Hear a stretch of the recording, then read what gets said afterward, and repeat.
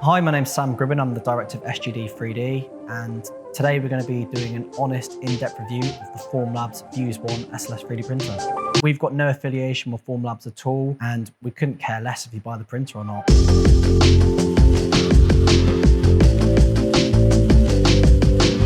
We actually spotted it a couple of years ago at the TCT show. Now, it was a completely different beast to what it is today.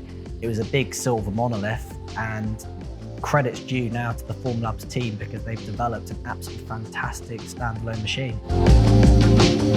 SLS 3D printing is called selective laser sintering. It uses a pre-filled powder bed, and it uses a laser point to cure that following layer lines.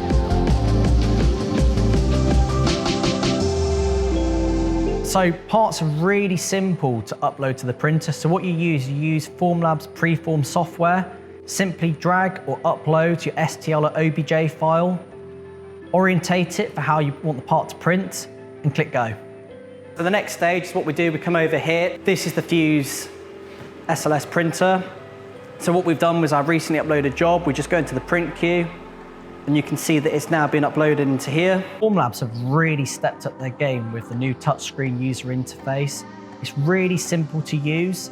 And for any new starters or people that are unfamiliar with this SLS 3D printer can use the simple, easy to follow step-by-step guides and even the onboarding tutorials that are built in. If you've got a certain step of saying like 1,000 hours been printed, you need to replace an air filter, there's a simple step-by-step guide that shows you simple diagrams of how to perform these basic tasks. The user interface is a really easy to access live camera feed from inside the machine. It's really good for the operator because he can see what's going on inside and he can solve any problems should they arise. You go through the maintenance tasks, you make sure you've got enough powder, you check the IR sensor, you check that the chamber's located.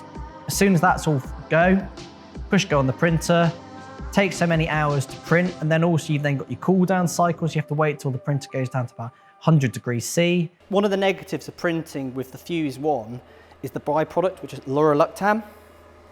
So if you open up the filter here, you can see this build up. Luckily, Formlab takes this into consideration in the maintenance schedule. It gives you an update every so 100 hours to say you need to clean the filters, you need to clean the exhaust hose. It's relatively simple. Not only with the Fuse One SLS 3D printer, but you've also got the sifting ecosystem as well. This fantastic all-in-one solution is really simple. It's one of the main selling points of the reason why we got the machine.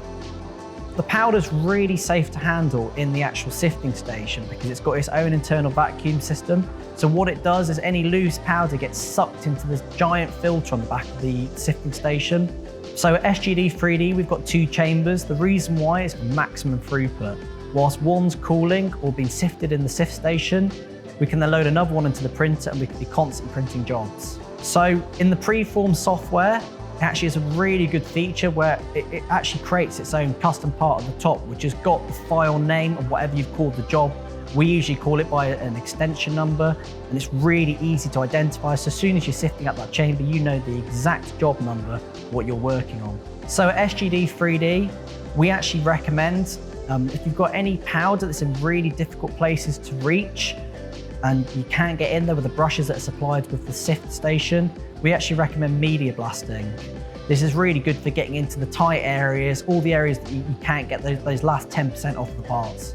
Sandblasters must be used in a well-ventilated area. Formlabs actually recommend keeping the sandblaster as far away from the sift station just to avoid any material contamination. Thanks for listening. And if you've got any questions, please put them in the comments. I'm Sam, and thank you.